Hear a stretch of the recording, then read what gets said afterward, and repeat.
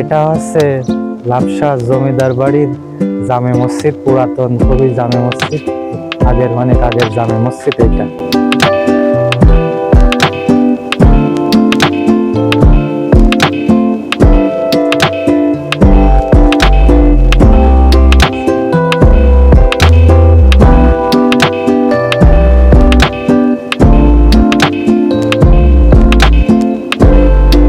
এটা হচ্ছে জমিদার বাড়ির সেই পুকুর ঘাট। আমরা এখন পুকুর ঘাটে নামছি আপনাদেরকে দেখানোর জন্য। দেখতে পাচ্ছেন খুবই কাছে, এখানকার পানিটা খুবই ঠান্ডা যেহেতু শীতকাল।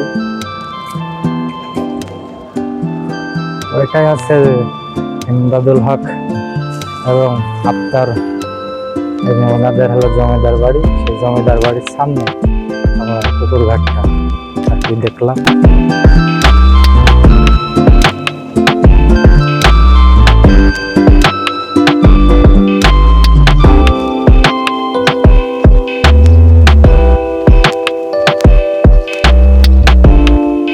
তো এই হচ্ছে লাপসা জমিদার বাড়ি।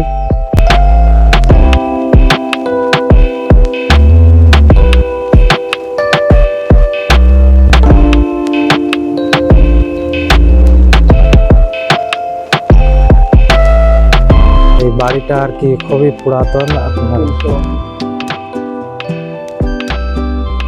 বাড়ির ইতিহাস নিয়ে আমরা একটু পরে আপনাদেরকে জানাচ্ছি।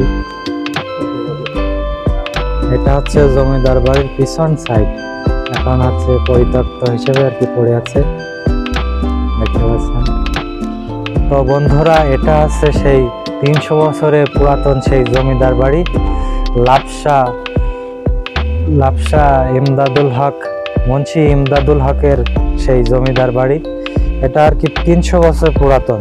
তো এটা হচ্ছে 1894 সালে এই বাড়িটা আর কি জমিদার বাড়ি নির্মাণ করা হয়। তো বর্তমান অবস্থায় এটা আর কি পরিত্যক্ত হিসেবে পড়ে আছে, ইতিহাসের একটা স্মরণ পাতা হিসেবে পড়ে আছে। তো এটা এখন দেখভাল করা হয় বাংলাদেশ সাতক্ষীরা আর কি কোর্টের থেকে আর কি নির্দেশ দেওয়া হয়েছে যে এটা ভাঙাচোরা বা এটা করা যাবে না, এটা ইতিহাস হিসেবে রেখে দেওয়া হবে। এটা হলো 300 বছরের পুরাতন একটা জমিদার বাড়ি।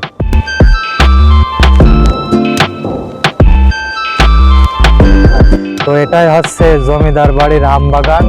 দেখতে পাচ্ছেন খুবই পুরাতন এবং খুবই বিশাল বড় বড় আম গাছ এখানে আছে। আপনারা দেখতে পাচ্ছেন খুবই চমৎকার পুরাতন আর কি অনেক আগের ইতিহাস ঐতিহ্যবাহী একটি আম বাগান।